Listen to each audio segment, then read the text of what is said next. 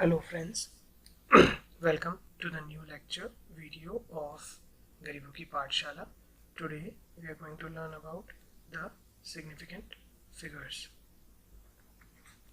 So what are significant figures? They are basically the number of digits which actually show you that how accurate we have measured a number, which means when there are more number of significant figures, then we can have more accuracy.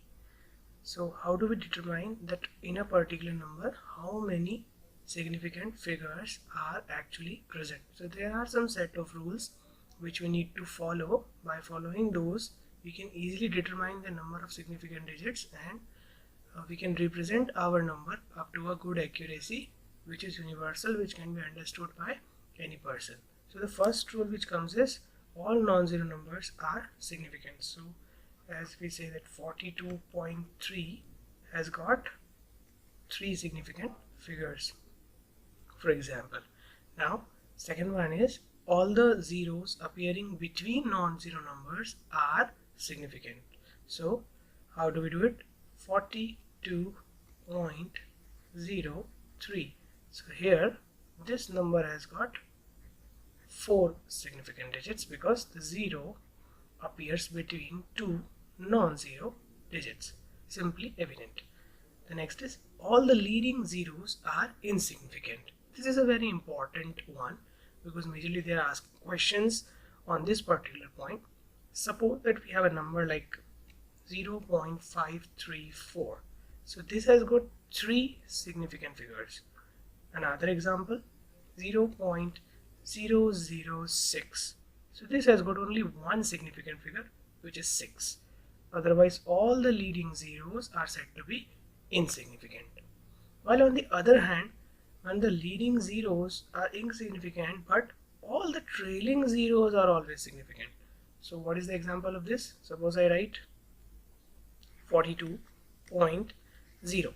So this has got 3 significant figures. If I write 42.00, this has got 4 significant figures, right? So all the trailing zeros are said to be significant, and these are the normal notations or decimal notations we use. But in scientific calculation there is always a need to express your number in the exponential notation. So whenever we are having a number like 1.7 into 10 raised to power minus 2, this is what we call as the exponential notation. So in such a notation, the numerical portion actually provides us with the number of significant figures. So this particular number has got 2 significant figures.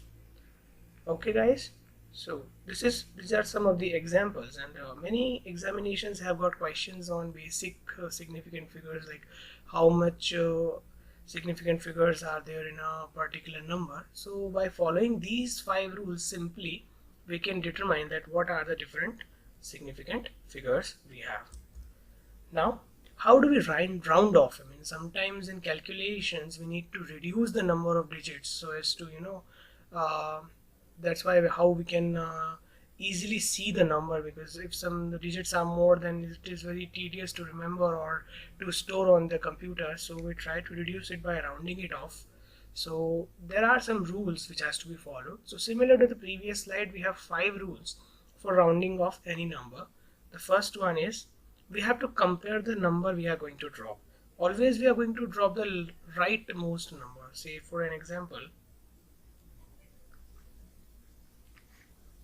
so let us take a number which is 32.35, 35 and 1.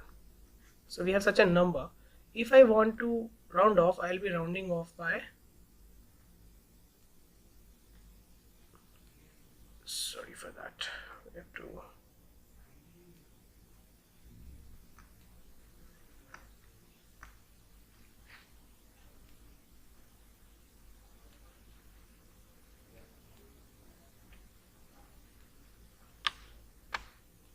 okay, so yeah, we can go back. So now here we want to have to round off this thing. So the last digit we have to compare with firstly 5, that whether the number is greater than 5 or less than 5. Here it is 1, which is less than 5. So the preceding digit is left unchanged. Therefore, this number becomes 32.35. Okay, this is what we have round off. We can take another example for the second one, that if the digit to be dropped is more than 5, then the preceding digit is raised by 1. Suppose for the same example it would have been 32.35 and 8. See, so we have to drop the 8, which is greater than 5. So if it is greater than 5, what we have to write is, the rounded off is 32.36. So here 5, the preceding digit, is raised by 1. This is the simple most rule which is being applied. But in the examination, generally the examiner goes for a more complex or a more deep knowledge. Then the other 3 rules come into play. So the third rule says that if the digit to be dropped is 5, if they were less than 5, we have to keep the preceding digit as it is. If they are more than 5, we have to change the preceding digit to raise by 1. Now what if it is equal to 5? Then if it is equal to 5, we have 3 rules. We can see that. So suppose if the digit to be dropped is 5 followed by non-zero digits. So what that means is 32.35 and 1. Here 5 is followed by 1 or any other number which is non-zero. That can be from 1 to 9 or any number. Then we have to raise the previous number by 1. The preceding number is 3. So how do we write is 32.4. This is what this rule says. The next rule says that if the digit to be dropped is 5 followed by zeros. So we have two, you can see that both the rules say that if the digit to be dropped is 5 and followed by zeros, then there are 2 conditions. Suppose the number is again 32.35 and 0. This is the case with both. Now, if then the preceding digit is left unchanged if the preceding digit is even. Here the preceding digit is odd. So if it is odd, then the preceding digit is raised by 1. So how we will do it? This will become 32.4. Okay, and if on a similar note, we can check here that if the number would have been something like this, let's say 32.4850. So here 5 is followed by 0 and 5 is preceded by an even number. So what we go for is 32.48. So rounding off, guys, is a very easy task when you are following the rules and remembering all the rules correctly. Following the 5 rules, we can easily round off any number. We can take any example just for an just to keep us on an exercise here. Suppose the number is 32.357, which has to be rounded off. So we see that the last digit is 7. So what we can do is, we have 7 is greater than 5, so 32.36. Next example would be like if the number is 31.11 and 1. Now we have to round off this digit, which is 1, which is less than 5. So we will leave the preceding digit as it is, which is 31.11.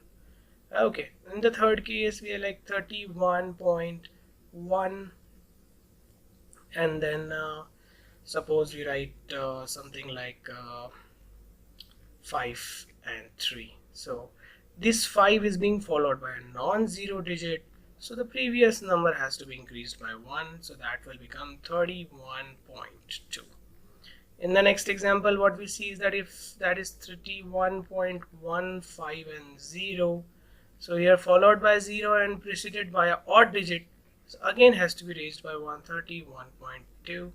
And if the number is something like 31.250, then it is being followed by 0 and preceded by an even digit. So what do we have? We have to keep it as it is. So these are the basic examples. By following these examples, we can round off any number. I mean, any number we can round off by using this. So please post and like this video, and wait for the next one, in which we are going to discuss how we are going to multiply and apply certain other mathematical operations on significant figures and how the things will change. So as of now, thank you very much for watching the video.